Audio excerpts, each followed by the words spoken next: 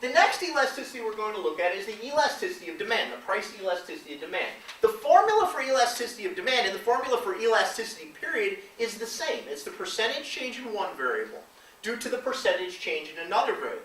In this case, it's the percentage change in quantity demanded divided by a percentage change in the price of the good. Right? Demand here is a negative relationship, and you need to be a little bit careful here. Demand is a negative relationship, so the sign you get from applying the formula is negative. But economists, being frustrating as we can be sometimes, usually just express the elasticity of demand as an absolute value and drop the negative sign by convention. You can read about this in your textbook, some of the explanation why. But in general, we express elasticity as an absolute value when we talk about elasticity of demand. Along a straight line demand curve, the elasticity of demand will vary a great deal. And this is going to have some important implications, which we'll talk about in a few minutes here. We're going to show an example of how to calculate the elasticity of demand. And I want you to notice that even though this demand curve has a constant slope all the way along, the elasticity between A and B is going to be very different than the elasticity between C and D. Okay, so here's our formula for elasticity of demand, and now we're going to put in some actual numbers. In this case, the changes in quantity is from 5 to 8. The changes in price is from 6 to 5 between A and B.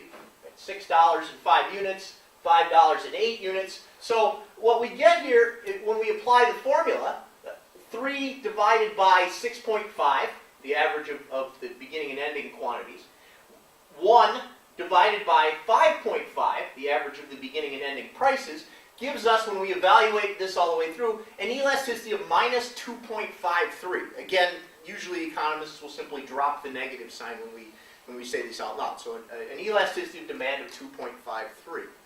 What this means is that for a 10% increase in price, what we would expect to see is a little bit more than a 25% decrease in the quantity demanded. Now, notice between C and D, this relationship is going to change quite a bit. Between C and D, we go from 18 units to 21 when we lower the price from 2 to 1.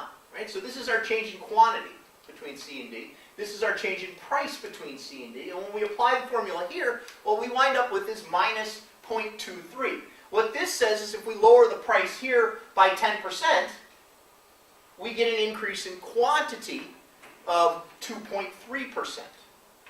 So up here, elasticity is measured to be very high. Down here, elasticity is measured to be very low. What's going on? Well, the changes in quantities and changes in prices are the same, right? But here, the price is very high. We cut price by a relatively small fraction when we lower it by $1. We get a very large, from 5 to 8 is a very large percentage increase in quantity. Out here, the numbers are reversed. This is a cut of the price in half from 2 to 1. But we're already selling 18, which is a big number, so the increase from 18 to 21 is a relatively small percentage increase. Right? So the elasticity is very different. Why do we care? Well, we care because we observe that elasticity falls as we move down the demand curve. And a firm's revenue, total revenue, is price times quantity. Right? How much do we charge times how many units we sell? Now, if elasticity is bigger than 1, a 10% price cut gives us 20% more customers, our revenues will go up. Right? We cut the price by 10%, but we get a lot more business. Our revenues go up. We wind up with more money in the cash register at the end of the day. Right? Compare that to a situation where we cut price by 10%, but we only get 5% more customers. In this case, the amount of money we have in the cash register at the end of the day will decline. In this case, our elasticity demand is something smaller than 1. If the elasticity is greater than 1, the change in quantity is bigger than the change in price in percentage terms, our revenues rise when we cut prices. This is important information for firms to know.